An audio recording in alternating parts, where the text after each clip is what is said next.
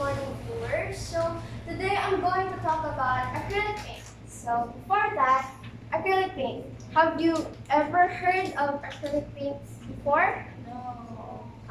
Have you ever used them before? Yes. How was it?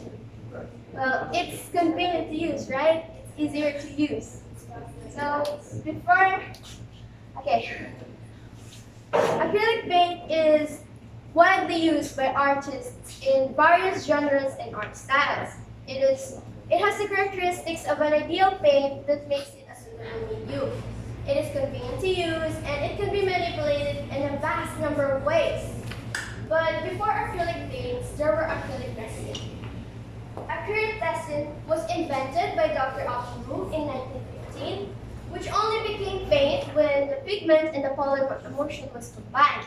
It was developed by BASF, the largest chemical producer in the world, and it was patented by Rohm and Haas.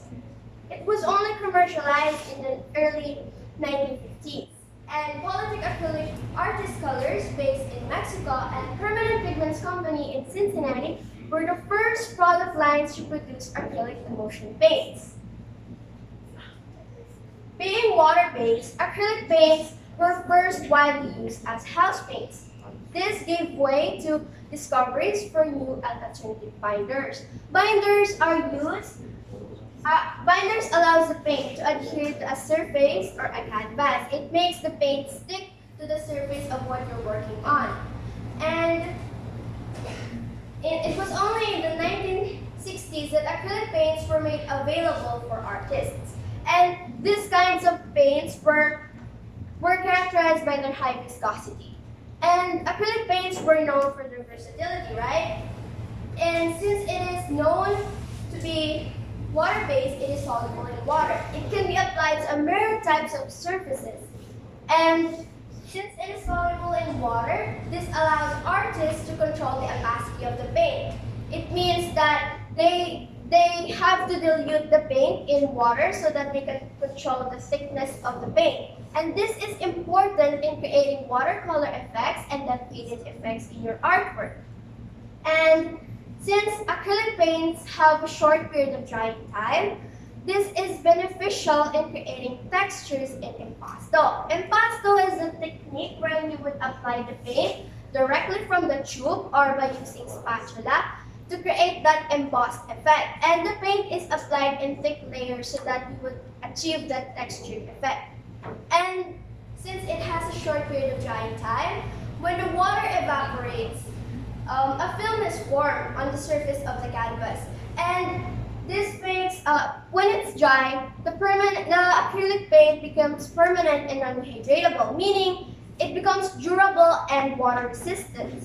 You won't be able to remove the paint from the canvas by just simply using mild solvents like water. Because of the versatility of this paint, there were a lot of famous artists who used it. Because acrylic paints dries easily and stays permanently, unlike oil paints which take decades to dry and form cracks over time. There's this principle called the fat overload procedure, and it is the most important principle when you're using oil paints. It prevents the oil from cracking. And this procedure is not used when you're using oil paints. How convenient is that? It's convenient, right? And because of that, acrylic paints are ideally used in mixed media. When you say mixed media, when you're doing an artwork, you would use a lot different kinds of materials to produce the artwork. Retarders are also used to slow down the drying process, and this gives the artist a longer working time in doing their artworks. And this also enables the paint to blend with another color easily. Acrylic paints are also easier to remove from brushes because you can just spill it off, unlike oil paints which require hydrocarbon. Synthetic brushes are advisable to use when you're using acrylic paints because they are more durable and easier to clean than that of the brushes that contains natural hair.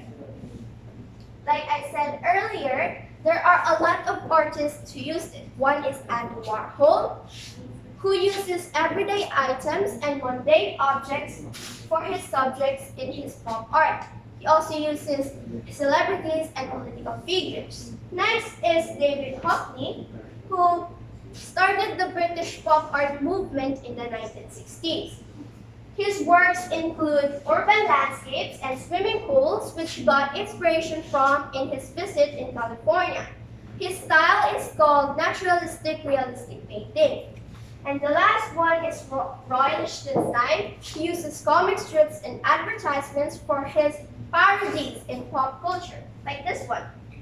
And the only disadvantage of using acrylic paint is that it has a glossy finish. Because of that, when you say glossy finish, when you view the paint when it's done, it has that shining, shimmering finish. And that's not a good thing because you won't be able to appreciate it because the light is a distraction. Light would distract what's the real and original picture of that artwork. And because of that, oil paints remain as the first option of the majority of the professional artists. When the day comes when companies and artists found a way of preventing this glossy finish, it would become the universal paint considering its versatility and price. There's a lot more to this paint, and the only limit is your creativity and imagination. So what are you waiting for? Unleash that artist within you and start painting. That's all for today. Thank you for listening. Have a nice day, everyone. Yay.